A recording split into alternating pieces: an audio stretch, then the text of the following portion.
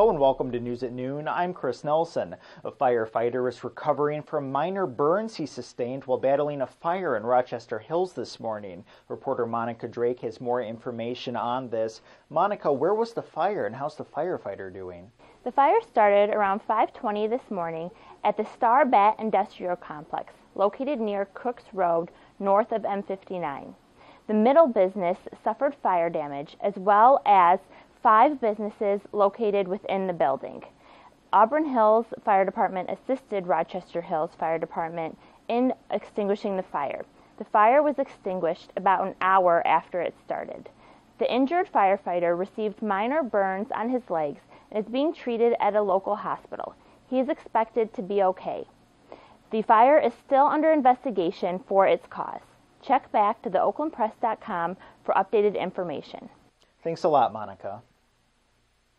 And there's a variety of political news going on in both Washington, D.C. and throughout the state of Michigan. Reporter Charlie Crum is here to fill us in. Charlie, what's going on?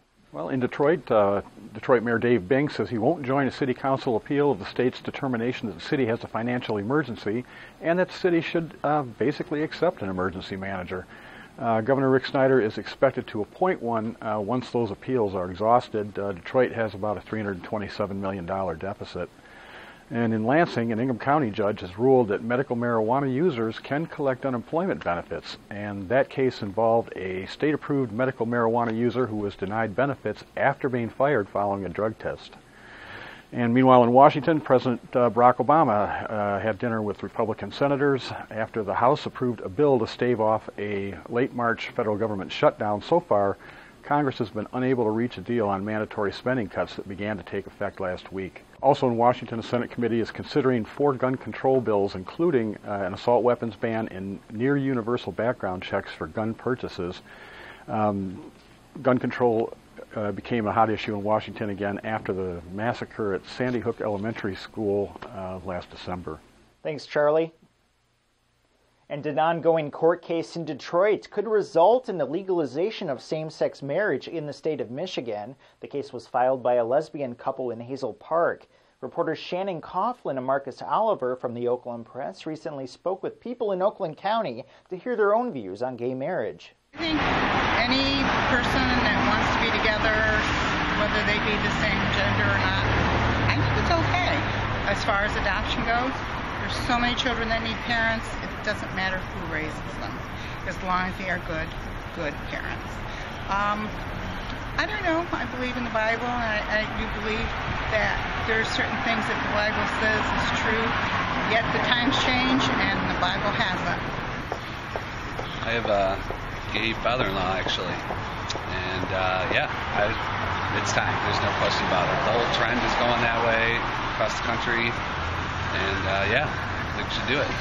To believe that the traditional values that me and my wife shared could be instilled in children from the same-sex couple. I don't know if they could do it or not. I don't think it should be a law. I think it's up to each individual person. Students at the Whitmer Human Resource Center have been receiving some help in their studies from some dedicated volunteers belonging to the Newman African Methodist Episcopal Church in Pontiac. Our church adopted this school, and from that time on, we've just been supplementing it, a volunteer. I think the key word is supplement. We realize that the heart of education are having qualified, trained teachers and having them in the proper numbers that we need to deliver education to our young people. But as we can help out with some of those tasks that help the school day flow a lot better, we're here to do that. Our church has volunteered here at Newman, as Mr. Wilson has said, for a good 4 years. And we provide a whole series of supplemental helping tasks for the teachers in the classroom.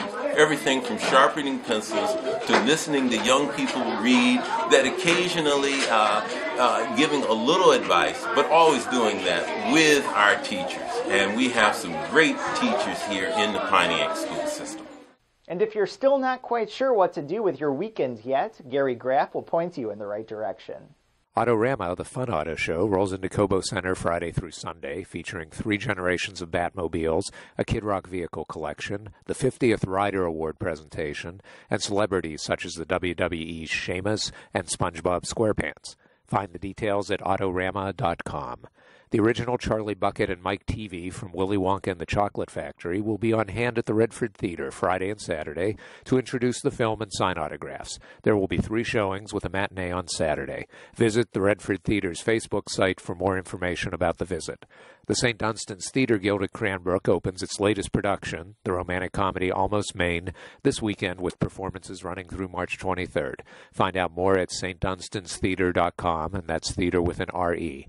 And at the movies this weekend, we have Oz the Great and Powerful, the Wizard of Oz prequel filmed in Auburn Hills, and the dramas Dead Man Down and Emperor.